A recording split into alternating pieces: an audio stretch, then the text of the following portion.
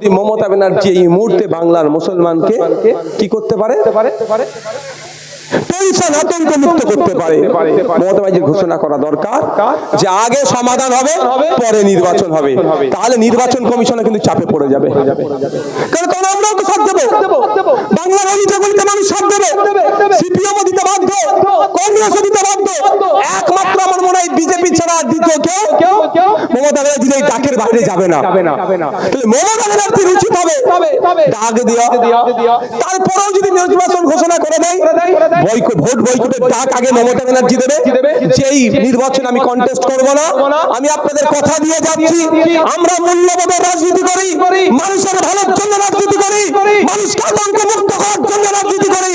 মমতা ব্যানার্জি যদি ভোট বয়কটের ডাক দেয়, আইএসএফ মমতা ব্যানার্জির সাথে সাথ দিয়ে ভোট বয়কটের ভোটারদের কথা ভাবে, এখনই উনি ঘোষণা দিক আগে সমাধান পরে আগে সমাধান, জোরে আগে সমাধান, আগে সমাধান। এবার মমতা ব্যানার্জি কথা বলে কি বলে না সেটা দেখার বিষয়। কি বলছি বুঝে আসছে? ওনার গদিটা বড় দরকার না ভগবান গোলার এই 40% মানুষ যে আতঙ্কিত আছে আতঙ্ক মুক্ত করাটা আগে দরকার। আমি আপনাদের বলি, পশ্চিমবাংলার এই মুহূর্তে সব থেকে বড় রাজনৈতিক দল তো হচ্ছে তৃণমূল কংগ্রেস। অস্বীকার করার কোনো জায়গা নাই। উনি যদি ভোট বয়কট করে, কেউ ভোট করুক আর নাই করুক, বয়কট নওশাদ সিদ্দিক আইএসএফ মমতা ব্যানার্জির সাথ দেবে এই ভগবান গোলার 40% মানুষের জন্য। আমি তো রাজনৈতিক ভাবে চরম বিরোধী মমতা ব্যানার্জি বা তৃণমূল কংগ্রেসের। উঠতে বসতে ওদেরকে চোর বলি।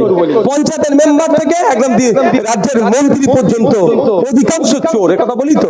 আর আজকেও বলছি গুটি কয়েক মানুষ তাদের দলে ভালো আছে, সেটা কতদিন থাকবে বোঝা মুশকিল। কারণ আলুর বস্তায় সব আলু যদি পচে যায়, গুটি 2-4টে আলু আর ভালো থাকবে? বুঝতে পারছেন? এত বড় বিরোধী ওদের, তারপরেও বলছি মমতা ব্যানার্জি এই মুহূর্তে বাংলার মুসলমানকে কি করতে পারে? টেনশন আতঙ্ক মুক্ত করতে পারে।